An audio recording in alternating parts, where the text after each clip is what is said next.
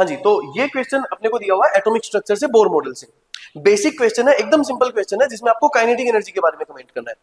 Question बोल रहा है according to Bohr's model the highest kinetic energy is associated with electron in the, चार option है, चार ऑप्शन में हमें सेलेक्ट करना है कि हाईएस्ट काइनेटिक एनर्जी इनमें से किसकी हो जाएगी। नाउ वी नो कि kinetic energy of electron is always equals to minus of total energy of electron in any orbit.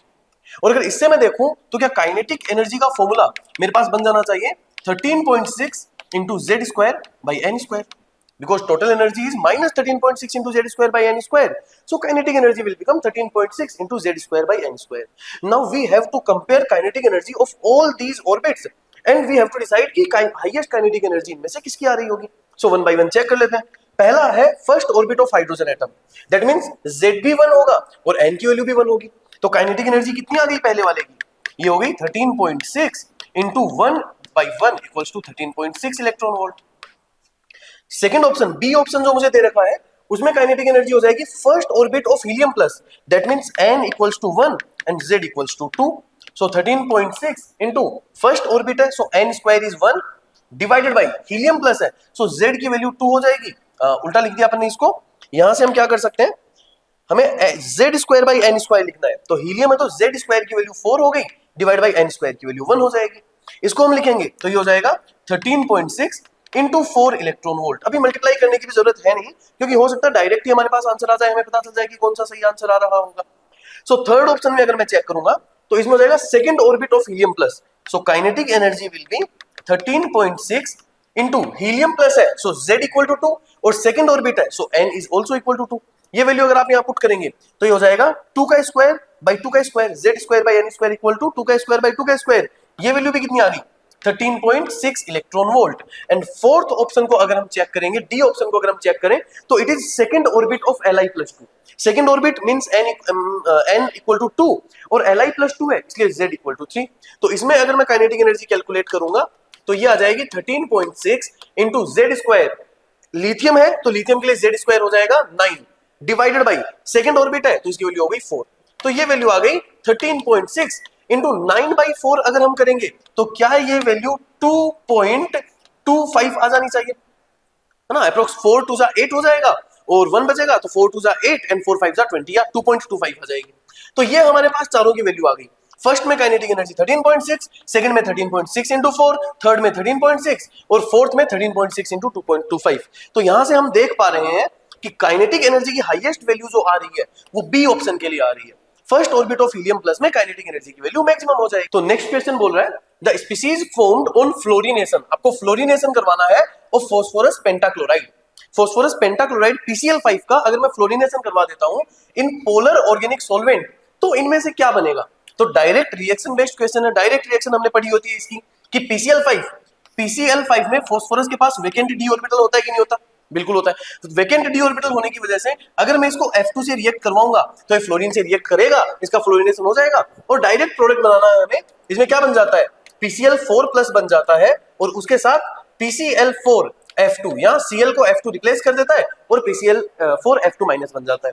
अच्छा, अगर आपको इतना आइडिया लगा तो आई थिंक अगर इतना भी आपको पता होता तो भी आप इस क्वेश्चन को कर सकते थे, क्योंकि ये ऑप्शन सिर्फ एक ही ऑप्शन ऐसा है जिसमें ये आ रहा है, बाकी किसी में भी PCl4+ और PCl4F2- नहीं बन रहा है। पर साथ में अगर आप दूसरा प्रोडक्ट भी याद रखते हैं उससे बढ़िया कुछ नहीं हो सकता कि साथ में क्या बन जाएगा, PCl4+ बन जाएगा और PF6- बन जाएगा। तो जब हम PCl5 को F2 से रिएक्ट करवा रहे होते हैं तो ये प्रोडक्ट्स हमें मिल रहे होते हैं और ये प्रोडक्ट यहाँ पे सिर्फ एक ही ऑप्शन में आपको गिवन है, ऑप्शन बी में। तो इस क्वेश्चन का आंसर हो जाएगा option B.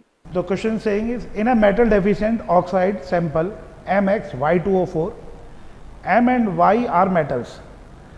M is present in both +2 and +3 oxidation states and Y is in +3 oxidation state.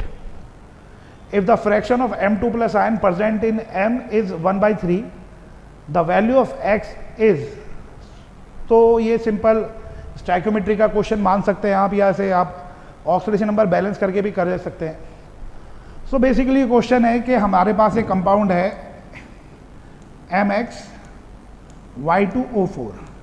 In this compound, M has 2 oxidation state.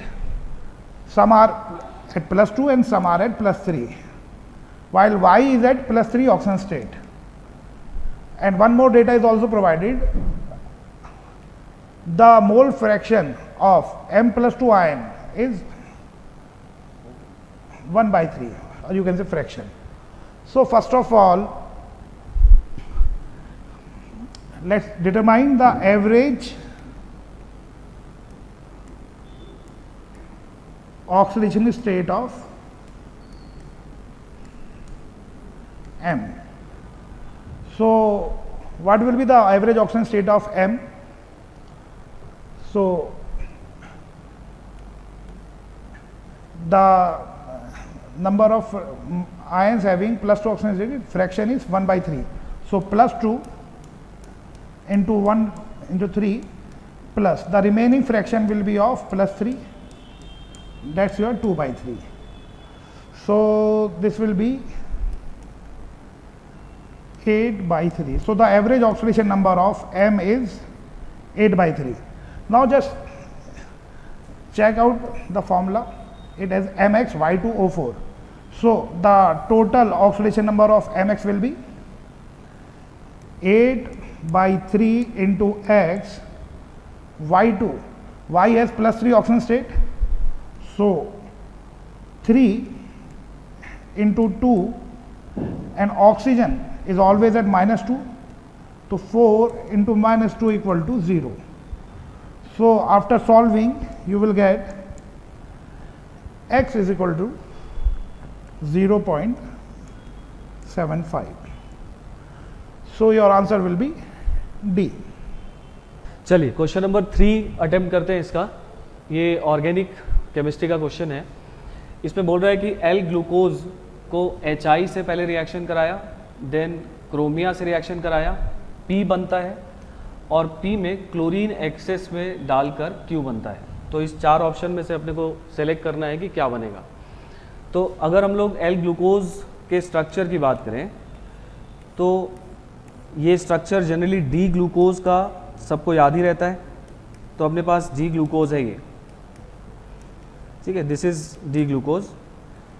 और ये अगर डी ग्लूकोज है तो इसका मिरर इमेज जो होगा वो एल ग्लूकोज होगा, ठीक है। सो इसका मतलब ये एक बायोमोलिक्यूल है, एक कार्बोहाइड्रेट है, और इसका अगर हम लोग HI के साथ रिएक्शन कराते हैं सो हमने ये पढ़ा है कि ये इसको कंप्लीटली रिड्यूस कर देगा और ये इससे बना देगा एन हेक्सेन।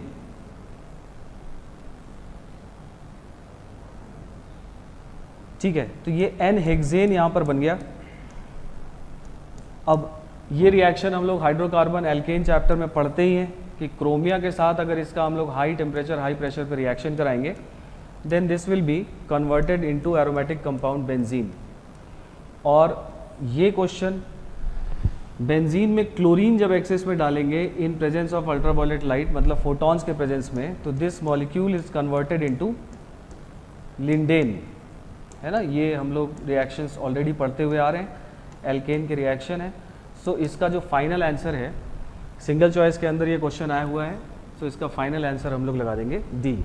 देखिए क्वेश्चन डिस्कस करते हैं। क्वेश्चन नंबर 5 इलेक्ट्रोकेमिस्ट्री का ये क्वेश्चन है, बहुत सिंपल क्वेश्चन है ये। इसमें बोला गया है an aqueous solution of hydrogen is electrochemically oxidised by O2 thereby releasing chemical energy in the form of electrical energy. तो बेसिकली फ्यूल सेल के ऊपर बेस्ड क्वेश्चन है ये। One of the product generated from the electrochemical reaction is N2. Choose the correct statement about the above process. तो first of all equation क्या क्या होंगी, तो अगर हम देखें एनोड पे हमारा ऑक्सीडेशन होगा हाइड्रोजन का। सो N2H4 in presence of OH ion will form N2 along with 4H2O and 4 electron, और यहाँ पर हमारे 4 OH ion होंगे। So basically this is the oxidation reaction for N2H4। Cathode पे जो हमारा रिएक्शन होगा रिडक्शन होगा, और रिडक्शन होगा O2 का। सो क्या रिएक्शन होगा O2 का? O2 will gain 4 electron in presence of water and form 4 OH ion। सो यहाँ पर हमारे जो होंगे एक वाटर ये है, तो यहाँ पर 2 वाटर आपके यूज हो जाएंगे। So these are the reaction which are taking place at anode and cathode. So now option check करते हैं। First option is OH ion reacts with N2H4 at the anode to form N2 gas and water releasing 4 electrons। सो ये option सही है हमारा। Second option is at the cathode N2H4 breaks to N2 and nascent hydrogen released at the electrode react with hydrogen to form। Obviously आपको दिख रहा है कि anode पे nascent हाइड्रोजन बन नहीं रही है हमारी, और ना कैथोड पे हमारी हाइड्रोजन बन रही है, तो ये ऑप्शन आपका गलत है। थर्ड ऑप्शन है at the cathode molecular oxygen gets converted to OH ion। ये बिल्कुल सही ऑप्शन है। आपको दिख ही रहा है कि कैथोड पे the reduction of oxygen is taking place, और आपको मालूम है वो OH ion में कन्वर्ट हो रहा है हमारा। फोर्थ ऑप्शन है oxide of nitrogen are major by product of the electrochemical cell. तो ये तो आपका पॉसिबल ही नहीं है रिएक्शन, बिकॉज यहाँ पर इतनी एनर्जी या कोई इलेक्ट्रिक स्पार्क है नहीं कि नाइट्रोजन की ऑक्साइड बन पाए। So the answer for this will B A and C।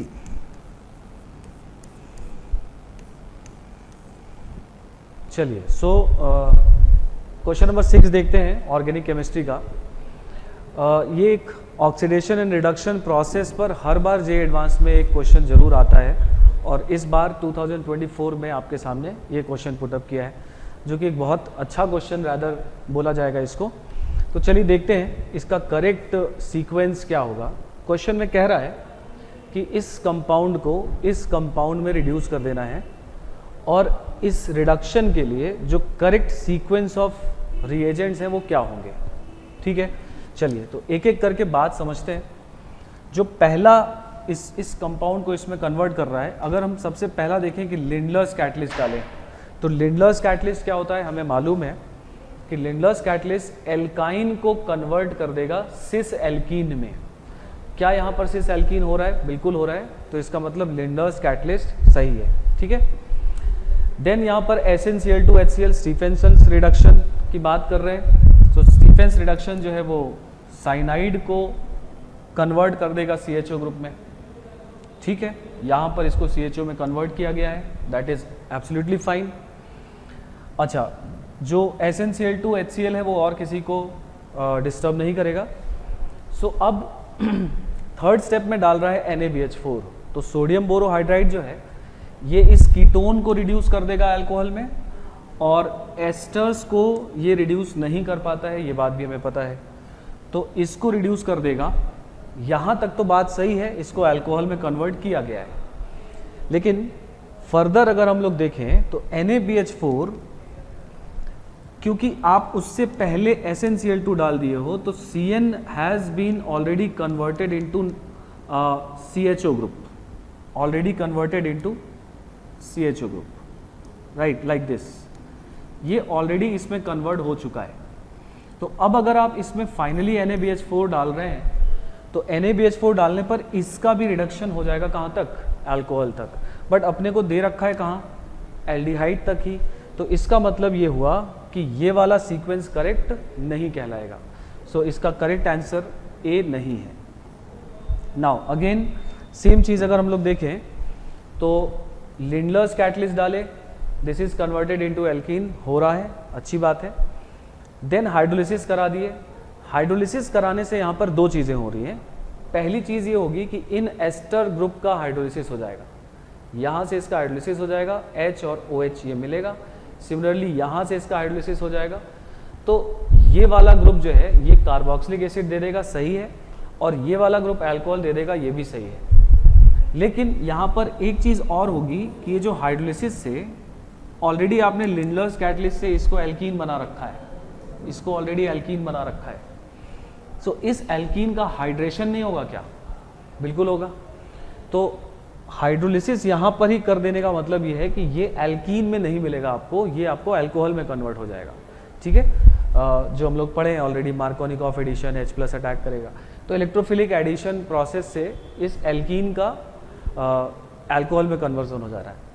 तो इसका मतलब यहाँ पर ये वाला भी स्टेप जो है वो गलत हो गया है, तो बी आंसर भी इसका नहीं बोल सकते, बी भी करेक्ट सीक्वेंस नहीं है। नाउ आते हैं सी पर। सी में क्या कर रहा है, पहले NaBH4 डाल रहा है। अब NaBH4 एस्टर को रिड्यूस नहीं करता, सिर्फ कीटोन को रिड्यूस करता है, एल्काइन को रिड्यूस नहीं करता, नाइट्राइल को रिड्यूस नहीं करता, तो NaBH4 इसको अल्कोहल में कन्वर्ट कर देगा। एकदम सही चीज़ है, अल्कोहल में हमको चाहिए भी ये, तो ये NaBH4 सही है। NaBH4 के बाद SnCl2HCl डाल रहे हैं, और SnCl2HCl नाइट्राइल को कन्वर्ट कर देता है CHO में, स्टीफेंस रिडक्शन। अभी फर्स्ट ऑप्शन में भी हम लोगों ने ये बात की। सो नाउ SnCl2HCl इसको एल्डिहाइड में कन्वर्ट कर दिया, एल्डिहाइड मिल रहा है, सही है। देन हाइड्रोलिसिस कर दिया।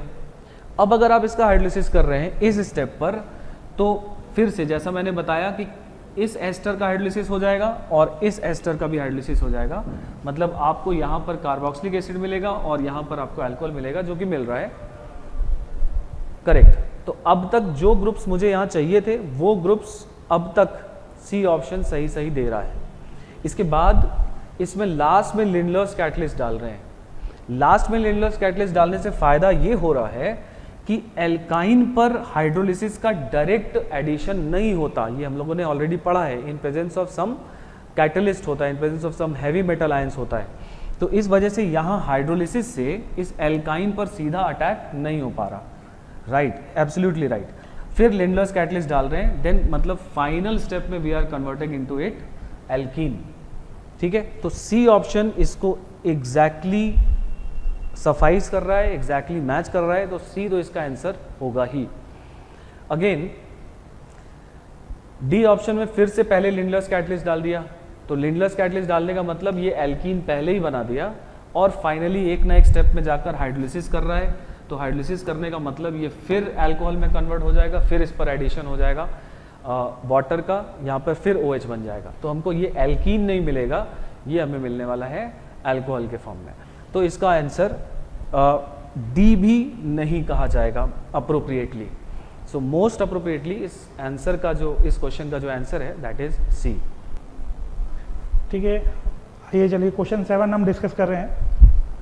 तो बहुत सिंपल क्वेश्चन है, इसमें पूछा गया है the compound having peroxide linkage is R. तो बेसिकली आपका थ्योरी बेस्ड क्वेश्चन है ये, आपको सबको इनके स्ट्रक्चर पता ही होंगे। तो पेरोक्साइड लिंकेज मतलब बेसिकली हमें पता करना है ये वाला बॉन्ड किस में है, पेरोक्साइड बॉन्ड।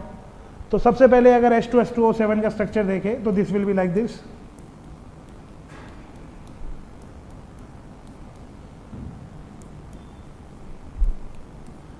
तो इसमें दिख रहा है आपको कोई भी पेरोक्साइड लिंकेज नहीं है, तो ये आंसर नहीं है हमारा। Next is H2S2O8। तो H2S2O8 में एक बीच में पेरोक्साइड लिंकेज होती है,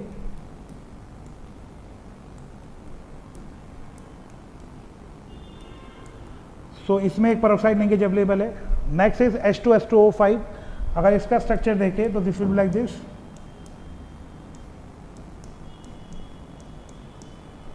इसमें भी कोई पेरोक्साइड लिंकेज हमारी नहीं है, सो ये आंसर भी नहीं होगा। The last H2SO5 carous acid, so this will be like this। सो इसमें भी एक पेरोक्साइड लिंकेज है। सो हमारे इन चारों में दो ऑप्शन ऐसे हैं जिनमें पेरोक्साइड लिंकेज है, so answer will be B and C, sorry B and D. Okay, ये क्वेश्चन नंबर 8 देखते हैं। Question 8, to form a complete monolayer of acetic acid on 1 gram charcoal 100 milliliter of 0.5 molar acetic acid was used. Some of the acetic acid remained unadsorbed. To neutralize unadsorbed acetic acid, 40 milliliter of 1 molar NaOH solution is required. If each molecule of acetic acid occupies P into 10 raised to power minus 23 meter square surface area on charcoal, the value of P will be। So बहुत simple question है, बिल्कुल मोल concept के में आप मान सकते हैं इस क्वेश्चन को। सो बेसिकली क्वेश्चन में आपको ये बता रखा है कि कुछ एसिटिक एसिड हमारा एड्जॉर्ब हो गया और बाकी जो एसिटिक एसिड बचा गया है उसे न्यूट्रलाइज करने के लिए 40 मिलीलीटर 1 मोलर NaOH लगा है। तो first of all find out the millimole of acetic acid. कितने एसिटिक एसिड के मिलीमोल आपको दे रखे हैं? So volume is 100 ml and the molarity is 0.5. So the millimole total millimole of acetic acid present was 50 millimole, इतने दे रखे हैं। और इनमें से कितने NaOH ने न्यूट्रलाइज करे? सो फर्स्ट ऑफ ऑल आप ये पता लगाइए कि भाई मिलीमोल ऑफ NaOH कितने दे रखे हैं हमें। Molarity volume is 40 ml and the molarity is 1 molar. So 40 millimole हमें NaOH प्रोवाइड करा हुआ है। सो आपको अब पता करना है कि भाई मिलीमोल ऑफ CH3COH जो एड्जॉर्ब हो गए हमारे वो कितने होंगे, क्योंकि इतने तो NaOH ने न्यूट्रलाइज करे हैं, इतने टोटल थे, तो जो बाकी बचे हैं वो सब कहाँ चले गए? वो सब एड्जॉर्ब हो गए होंगे। सो कितना आ जाएगा? हम जानते हैं कि भाई एक NaOH एक एसिटिक एसिड को न्यूट्रलाइज कर सकता है। सो कितने मिलीमोल आ गए? 50 माइनस 40। सो बेसिकली कितने मिलीमोल एड्जॉर्ब हो गए? 10 मिलीमोल एसिटिक एसिड एड्जॉर्ब हो गए चारकोल के ऊपर। सो कितने particle number of acetic acid कितना आ गया?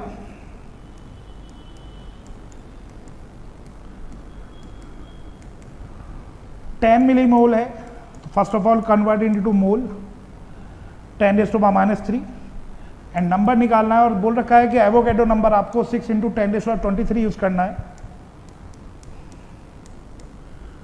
23 ये हमारे पास आ गया 6 × 10⁻21। नाउ ये तो हमें पता चल गया कि इतने मॉलिक्यूल एड्जॉर्ब हुए हैं। अब आपको बता रखा है क्वेश्चन में 1 ग्राम चारकोल और आपको बता रखा है चारकोल का सरफेस एरिया कितना है।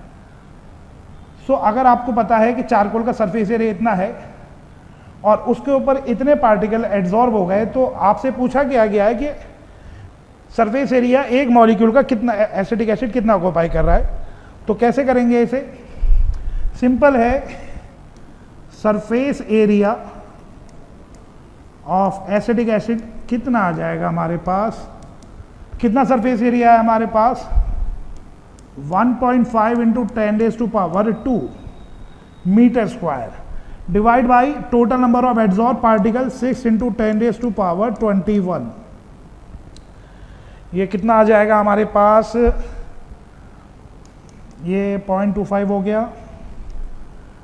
0.25 × 10⁻⁻19 इतने मीटर स्क्वायर वो कवर कर रहा है। बट क्वेश्चन में आपसे बोला गया है कि आपको इस फॉर्म में इसे एक्सप्रेस करना है।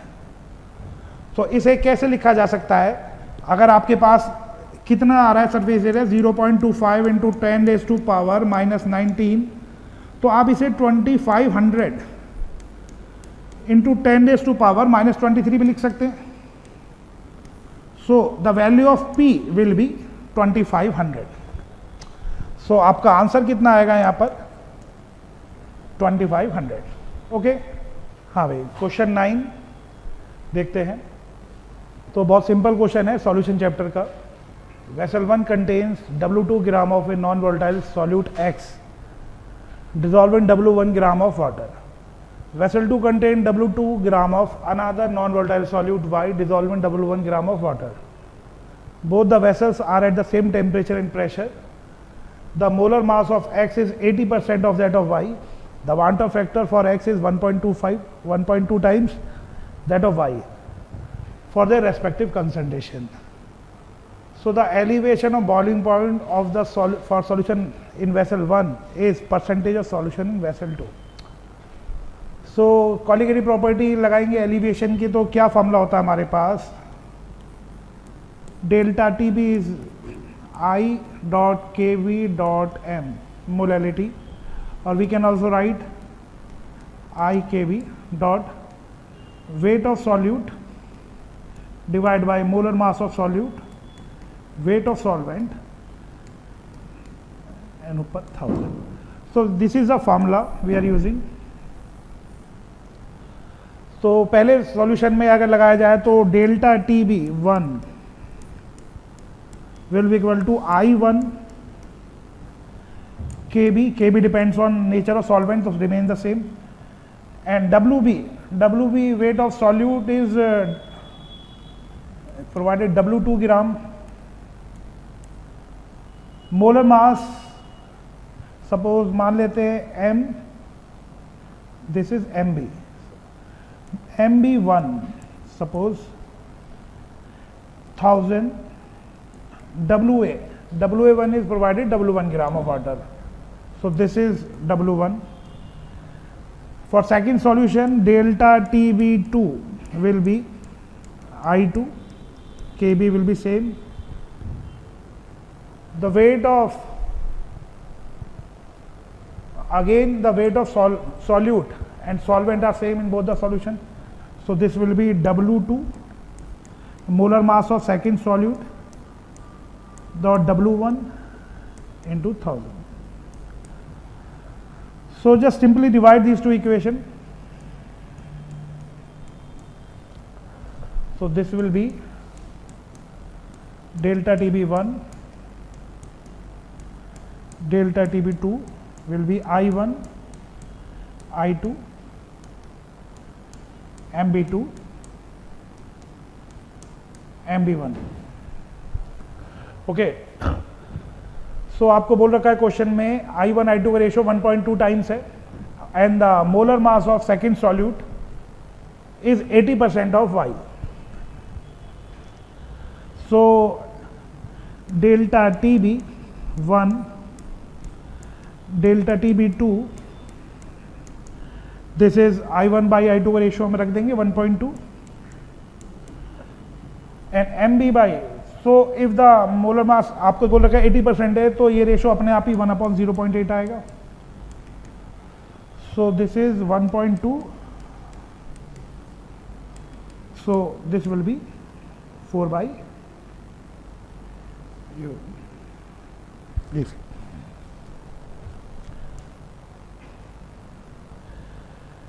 ठीक है, तो this will B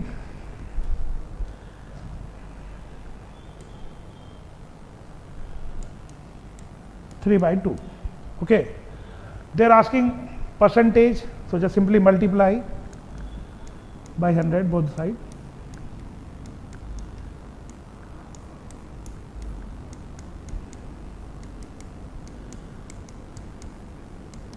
This will be 150%. So your answer will be 150. Okay. So biomolecules पर एक क्वेश्चन और आया है, क्वेश्चन नंबर 10, और इसमें कह रहा है कि एक अपने पास डीएनए है, डबल स्ट्रैंड डीएनए, और उसके एक स्ट्रैंड का स्ट्रक्चर आपको दे रखा है, और इसमें कह रहा है कि जो डीएनए है अगर इसके दोनों स्ट्रैंड्स को हम लोग स्प्लिट करेंगे तो टोटल एनर्जी कितनी रिक्वायर्ड होगी.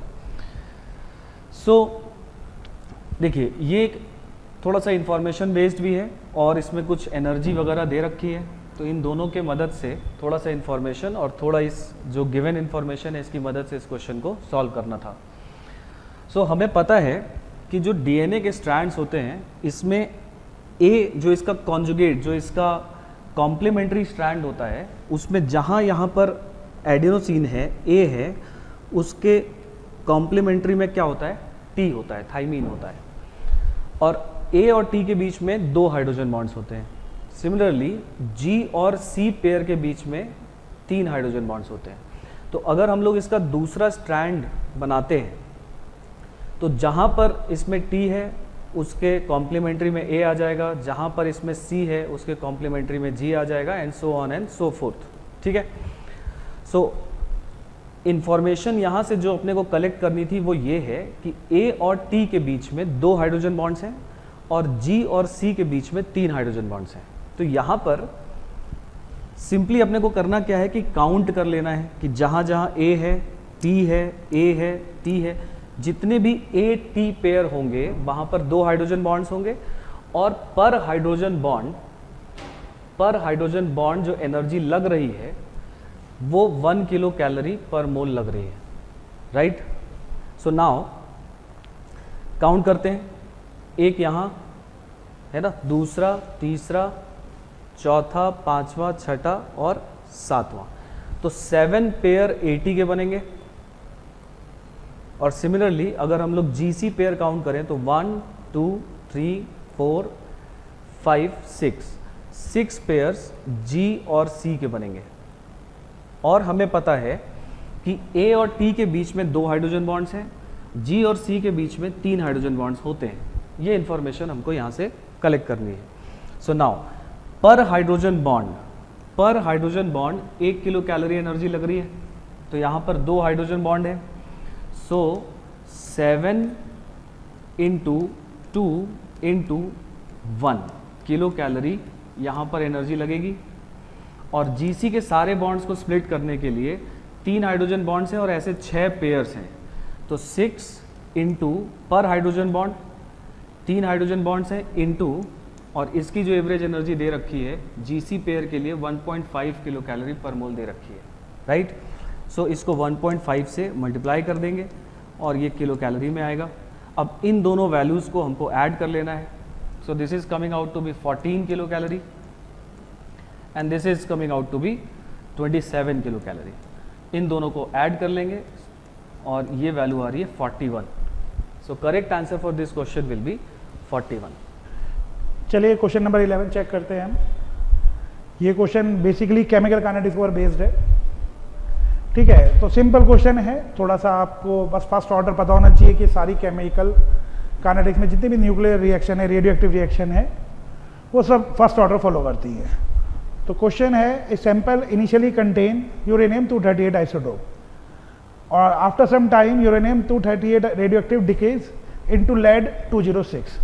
बाकी जो है वो हमारा नेचुरल फॉर्म में ही रह गया। अब आपसे पूछा है एज ऑफ सैंपल, आपसे पूछा गया है, क्या पूछा गया है, एज ऑफ सैंपल, और किस फॉर्म में लिखाना है, P इंटू 10⁸ ईयर्स की फॉर्म में। आपको जो डेटा दे रखा है वो ये दे रखा है कि यूरेनियम और लेड में जो मास का रेशो है, यानी लेड टू यूरेनियम का जो मास का रेशो है वो 7 है, ठीक है। और हमें P की वैल्यू निकालनी है। एक डेटा और दे रखा है आपको, हाफ लाइफ यूरेनियम की दे रखी है 4.5 into 10⁹ years. So first of all अगर हम माने कि यूरेनियम है, uranium 238 disintegrated into Pb 206 along with 8 alpha particles and 6 beta particles। Initially आपको कुछ नहीं पता, बट बोल रखा है after T time this will B, अगर ये 1 ग्राम है तो दिस विल बी 7 ग्राम। यानी आपको रेशियो दे रखा है लेड और उसका, कि अगर सपोज हमने माना कि यूरेनियम हमारा 1 ग्राम बचा है तो लेड कितना बन गया होगा, 7 ग्राम। तो अगर हम इन्हें फर्स्ट ऑफ ऑल मोल में कन्वर्ट करें तो दिस विल बी 1/238 इसका मोलर मास यूरेनियम का, एंड दिस विल बी 1/206। तो अगर T टाइम के बाद इतना, और आपको इक्वेशन में दिखाई दे रहा है कि एक यूरेनियम एक लेड बनाता है, so what will be the initial concentration of uranium. So initially mole हमारे पास जो रहेंगे दैट विल बी 238, ये तो रहेंगे, प्लस इतने मोल पहले इनिशियली हमारे पास किसके रहेंगे, यूरेनियम के। सो हमारे पास ये इनिशियल कंसंट्रेशन अगर इसे माने और ये फाइनल कंसंट्रेशन T टाइम के बाद, तो हम इसमें rate law, integral rate law लगाएंगे। सो हमारे पास आ जाएगा alpha T L N. Initial mole हमारे पास यूरेनियम के कितने हैं, 238 1/206 अपॉन ये हमारे पास कितना आ जाएगा नीचे 1/206 1/238। ये हमारे पास, इसमें हमने ये लगा दिया lambda T equal to this much.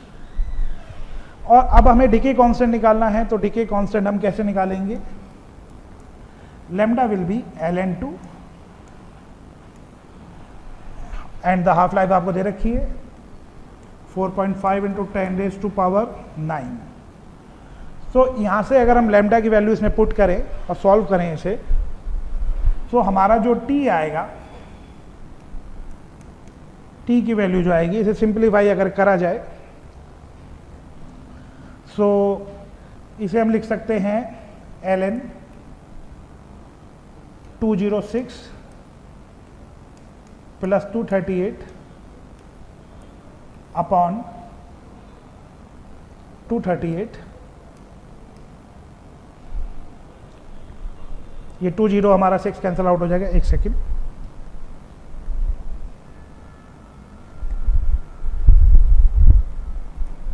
ये जो आ जाएगा हमारे पास 206 प्लस, और इसका जो वो आएगा हमारे पास 238 इंटू 206, और अगर आप इसी से भी ले जाएं तो ये आ जाएगा हमारे पास 238। सो 238 will be cancel out. This is your ln term. और अगर यहाँ पर हम देखें तो इसमें 1 अपॉन लैम्डा, लैम्डा की वैल्यू डालें, सो ये आ जाएगी 4.10⁹ अपॉन ln 2। इसे अगर सॉल्व करा जाएगा तो ये जो नंबर हमारा बैठेगा, ये बैठेगा 4.5 into 10⁹ upon ln, this will B 9.0, you can say 4, and this will be ln 2। सो अगर आप इसे सॉल्व करते हैं यहाँ से, तो जो हमारा, अब आप इसे राउंड ऑफ करके अगर लॉग में लिखते हैं या आप इसे डायरेक्ट 9.0 से सॉल्व करते हैं, तो जो हमारा आंसर आएगा वो एक रेंज में आएगा। तो रेंज यहाँ पर जो आंसर आएगा वो आएगा 14.265 से लेके 14.33, ये रेंज आएगी इंटू 10⁻⁹। सो अगर हम इसे देखें तो जो हमारा आंसर आना चाहिए वो आना चाहिए 142 अगर हम इसे इसमें लिखें 142.65 इंटू 10⁻⁹ से लेके 143.3 into 10⁸, sorry, this will B 8। सो एक आपको IIT में भी दे सकते हैं ऑप्शन, एक रेंज बना के अगर हो सकता है वो दे दिया जाए। सो हमारा जो आंसर आएगा वो 142, अगर आप इसे इसमें लिखते हैं तो ये जो हमारा रेंज आएगा, ठीक है, इसे पूरा अगर अच्छी तरह सॉल्व करा जाए तो अगर आप पूरे एग्जैक्ट वैल्यू में डालेंगे तो जो हमारी रेंज आएगी, अब ये आपको देखना है कि आप इसे 9.02 की फॉर्म में वो करते हैं ये, ठीक है, ये अप्रॉक्सीमेटली हमारा 1 मिनट अगर सॉल्व करें 9.08 आएगा, तो ये रेंज बैठेगी। सो आपका आंसर जो होना चाहिए, जो P की वैल्यू लाई करेगी, वो 142.65 से लेके, जो P आएगा हमारा वो 142.65 से लेके 143.3 के बीच में कहीं लाई करेगा। Question is among COCN4 4 minus, COCO3 NO, XCF4 PCl4 plus, PDCl4 2 minus, ICl4 CuCN4 3 minus and P4, the total number of species with tetrahedral geometry is। तो बेसिकली शेप के ऊपर डिपेंडेंट क्वेश्चन है, बहुत इजी क्वेश्चन है। सो आपको इसमें VBT लगानी है और वेस्पर थ्योरी लगा के सॉल्व करना है। तो सबसे पहले अगर बात करी जाए CuCN4 minus, so CuCN4 minus, so what is the oxidation number of cobalt air? 0। So cobalt अगर ऑक्सीडेशन में 0 है और कोबाल्ट में 3D9 कन्फिगरेशन बैठेगी, तो चाहे स्ट्रॉन्ग फील्ड लिगेंड हो चाहे वीक फील्ड लिगेंड हो, ये हमेशा हाइब्रिडेशन कौन सी शो करेगा? This will be sp3 hybridise always, and whenever the hybridisation is sp3 the shape will be tetrahedral. So the shape of this molecule is tetrahedral. Again the next complex is of also cobalt. So अगर आप इसमें देखें, again this is carbon monoxide, this is nitrous group, so oxidation number of carbon monoxide again is 0। So यहाँ पर भी हमारा hybridisation क्या आएगा in this complex? CO whole thrice, NO, again it will be tetrahedral because the hybridization is sp3, okay। Next is XeF4 on the basis of Weissenberg theory. You can say Xe has 4 bond pair and 2 lone pair, so the shape will be square planar. So XeF4 is of square planar shape. PCl4 positive. So just apply Weissenberg theory. So phosphorus has 4 bond pair and it is forming 4 covalent bond with Cl, positive charge. So again it will be sp3 hybridized and shape is tetrahedral.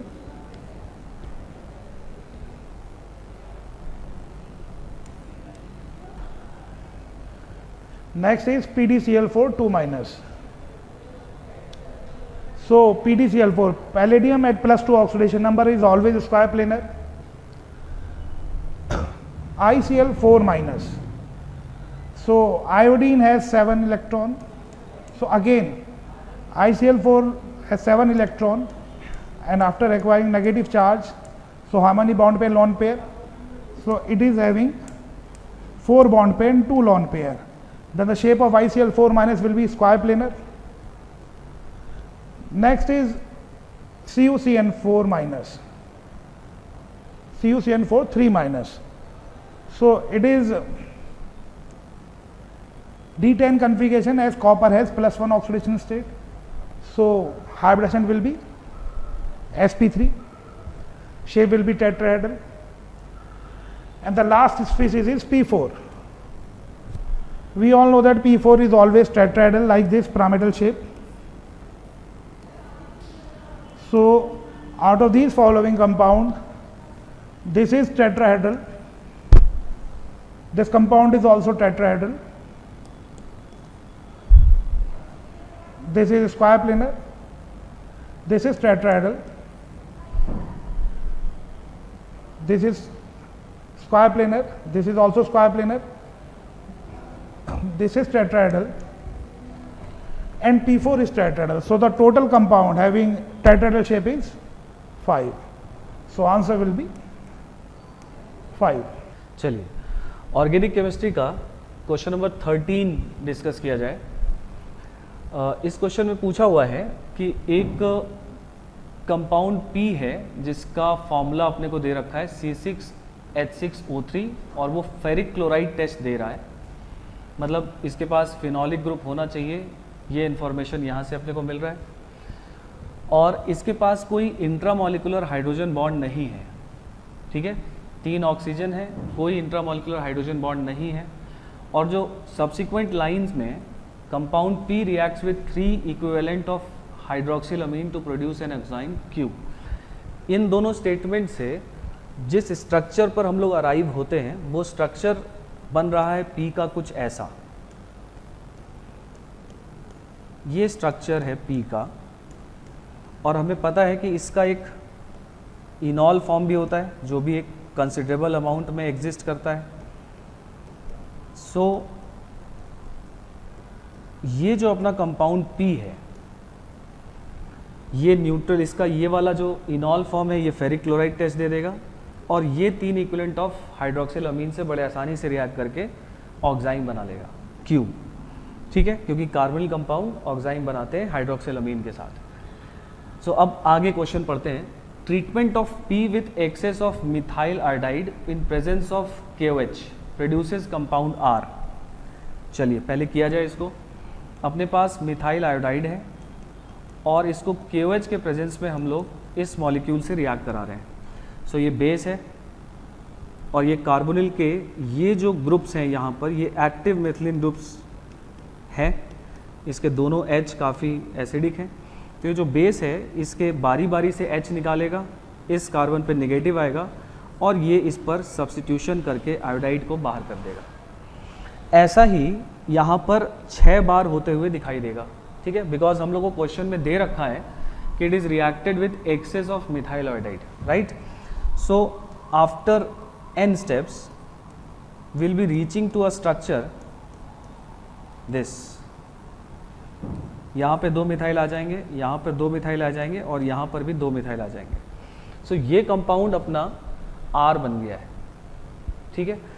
अब इसके बाद जो further line में कह रहा है कि the compound R reacts with excess of isobutyl magnesium bromide followed by treatment with H3O+ gives compound S। तो उस कंपाउंड S में नंबर ऑफ मिथाइल ग्रुप्स कितने होंगे, राइट। सो यहाँ पर थोड़ी सी ग्रिग्नार्ड रिएजेंट जो अपने को दे रखा है वो आइसोब्यूटाइल दे रखा है। आइसोब्यूटाइल मतलब कुछ MgBr, मतलब ये स्ट्रक्चर हुआ आइसोब्यूटाइल मैग्नीशियम ब्रोमाइड का, और इसके बाद सेकेंड स्टेप पे बोल रहा है कि हाइड्रोलिसिस कर रहे हैं।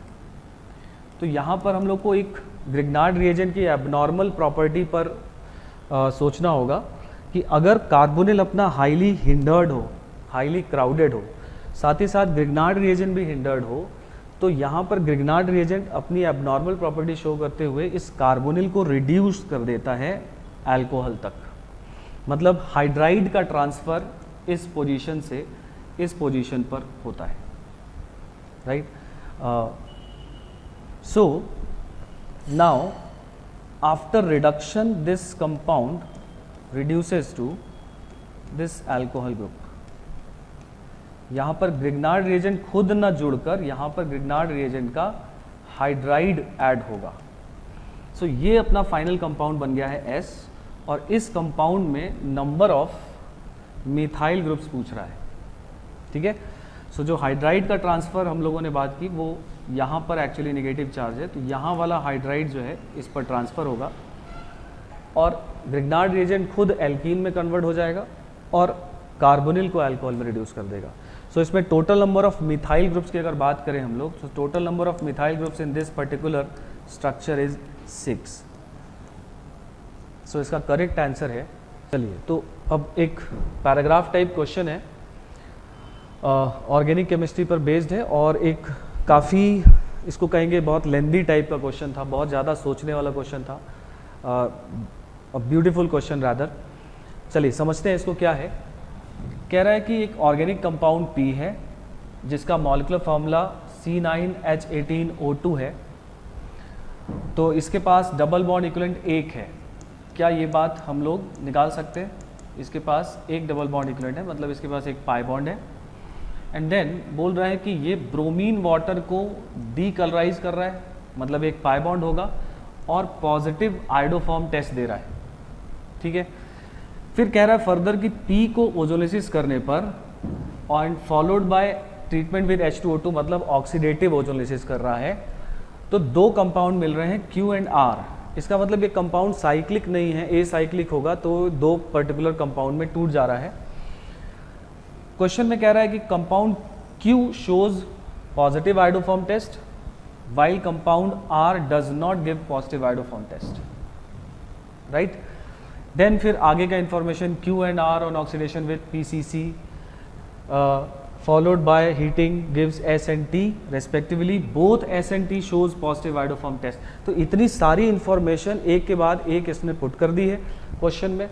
अब हमको इनिशियल जो स्ट्रक्चर है वो सोचने में सबसे ज़्यादा तकलीफ होगी कि हम इनिशियल बेस स्ट्रक्चर क्या लें, क्योंकि मॉलिक्यूलर फार्मूला बहुत बड़ा दे दिया है, ठीक है। सो आफ्टर डिटेल्ड एनालिसिस जब आप इस क्वेश्चन को इनिशियल स्ट्रक्चर पे सोचेंगे तो आपको एक इस टाइप का स्ट्रक्चर यहाँ पर देखने को पी में मिलेगा, ठीक है। अब ये पी स्ट्रक्चर पे मैं कैसे पहुँचा, वो पी स्ट्रक्चर इन सारी इंफॉर्मेशन का जो निचोड़ है वो इस पी स्ट्रक्चर में यहाँ पर दिखाई दे रहा है। सो अब क्वेश्चन में कह रहा है कि लेट अस से दिस इज पी, क्या ये पॉजिटिव आयोडोफॉर्म टेस्ट दे रहा है? बिल्कुल दे रहा है। यहाँ पर इसके पास एक सेकेंडरी अल्कोहल है जिसके बीटा पोजीशन पर मिथाइल ग्रुप है, तो ये पॉजिटिव आयोडोफॉर्म टेस्ट देगा। तो मतलब ये जो इन्फॉर्मेशन है, ये इन्फॉर्मेशन यहाँ पर सफाइस हो रही है। दूसरी इन्फॉर्मेशन दे रहा है कि इट डीकलराइजेस ब्रोमीन वाटर, इसके पास एक पाई बॉन्ड है, तो ये भी जो कंडीशन है ये मॉलिक्यूल सेटिस्फाई कर रहा है। नाउ अब बोल रहा है कि पी का जब ओजोलिसिस करेंगे, ऑक्सीडेटिव ओजोलिसिस, तो लिख देते हैं O3 and in presence of H2O2, तो ये पाई बॉन्ड यहाँ से ऑक्सीडाइज हो जाएगा and this compound becomes this, एक ये कंपाउंड मिलेगा और जो दूसरा पोर्शन है ये हमें मिलेगा COOH एंड देन ये कंपाउंड मिलेगा। अब इन कंपाउंड्स को कह रहा है कि one of them is Q and one of them is R। Now अब Q और R को कैसे हम लोग यहाँ पर डिस्टिंग्विश करेंगे कि कौन सा Q है कौन सा R है, तो कह रहा है कि compound Q shows positive iodoform test. तो अगर आप इन दोनों स्ट्रक्चर्स को ध्यान से देखें तो ये वाला पोर्शन अभी भी इसके पास है, दैट मीन्स ये अपना Q हो गया और ये वाला जो स्ट्रक्चर है ये R हो गया, जो आइडोफॉर्म टेस्ट नहीं दे रहा। ठीक है, नेक्स्ट फर्दर इंफॉर्मेशन कह रहा है compound Q and R on oxidation with PCC followed by heating gives S and T respectively and both S and T shows positive iodoform test. So अगर मैं इसको PCC से ऑक्सीडाइज करता हूँ, so this molecule PCC से alcohol ये किस में कन्वर्ट होता दिखाई दे रहा है? अगर आप ध्यान से देखें तो you will reach to a conclusion that this will be converted into a particular ketone. And now again अगर इसका PCC से ऑक्सीडेशन कराएंगे तो इस मॉलिक्यूल का भी जो ऑक्सीडेशन हो रहा है, ये मॉलिक्यूल भी ऑक्सीडेशन करके ये कीटोन बनेगा। अभी तो PCC से सिर्फ हमने ऑक्सीडेशन कराया, क्वेश्चन में कह रहा है फॉलोड बाय हीटिंग। तो अगर आप इसको ध्यान से देखो तो ये कार्बोक्सिलिक एसिड है, ये अल्फा कार्बन है, ये बीटा पोजीशन है, this is beta keto acid. ये कार्बोक्सिलिक एसिड है, ये अल्फा कार्बन है, ये बीटा पोजीशन है, this is beta keto acid. तो ये दोनों बीटा कीटो एसिड है। जब आप हीट करते हो CO2 का लॉस होता है, हमें पता है।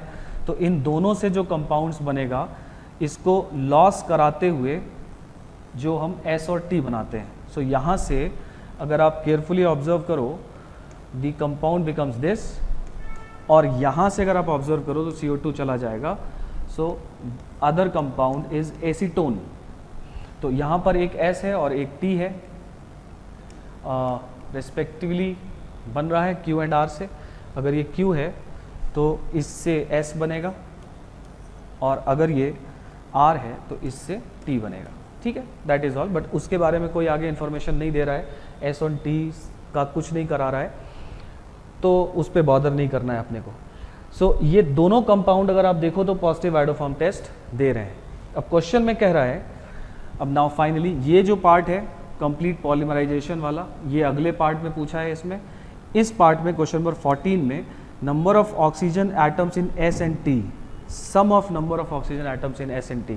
So here it is your S and this is T.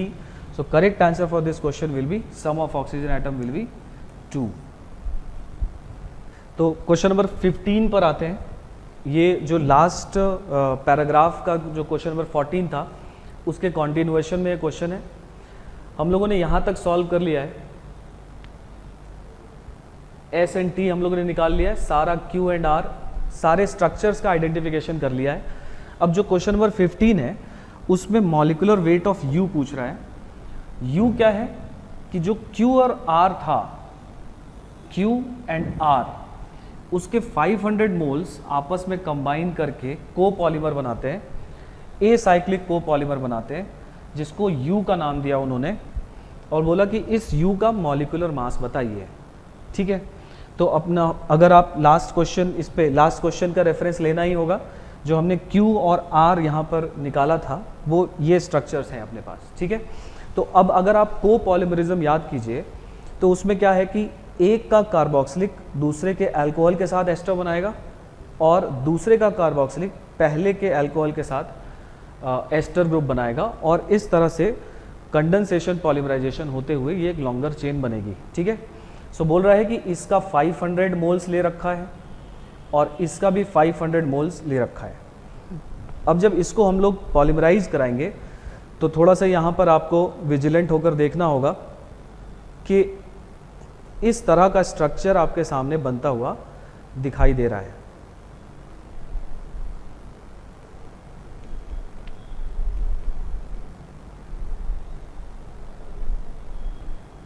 देखिए, मैं पहले बना लेता हूँ, फिर आपको थोड़ा सा इसको ब्रीफ करूँगा कि कैसे इस पर अप्रोच किया। ठीक है, सो इस तरह का पॉलीमराइजेशन यहाँ पर हुआ है, और ये दोनों के 500 मोल्स हैं, तो इसके मॉलिक्यूल में ये जो मोनोमर यूनिट है ये 500 टाइम्स क्या हो रही है, रिपीट हो रही है।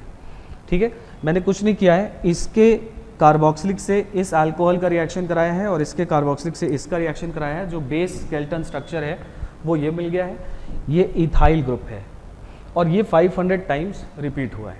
ठीक है। और यही पॉलीमर अपना U है और इसके बारे में हमसे पूछ रहा है कि इसका मॉलिक्यूलर मास बताइए। तो हमें करना क्या है, approach of this question would be कि हम इसके इस यूनिट का मास निकाल लें और वो 500 टाइम्स रिपीट हो रहा है, क्योंकि 1 मोल इसके साथ Q के साथ 1 मोल R कंबाइन हो रहा है, तो एक ये यूनिट बन रहा है इसका 1 मोल, ठीक है। सो 500 मोल के साथ इसका 500 यूनिट बनेगा। तो इस यूनिट का मास निकाल के 500 से मल्टीप्लाई कर दें। तो अगर आप टेक्निकली इसको इस यूनिट का मोलर मास कैलकुलेट करेंगे तो इसके पास आपको दिख रहा है 2, 1, 3, 1, 4, 5, 6, 7, 8, 9 है ना। इसके पास 9 कार्बन्स हैं, सफिशिएंट नंबर ऑफ हाइड्रोजन है, 4 ऑक्सीजन है। तो इस यूनिट का मॉलिक्यूलर फार्मूला आप मॉलिक्यूलर मास कैलकुलेट कर सकते हैं, जो आएगा 186। अब यही चीज़ 500 टाइम्स रिपीट हो रही है, तो इसमें किससे मल्टीप्लाई कर देंगे हम लोग, 500 से। सो जब आप इसको 500 से मल्टीप्लाई करेंगे 186 को, so this value would be coming at 93,000।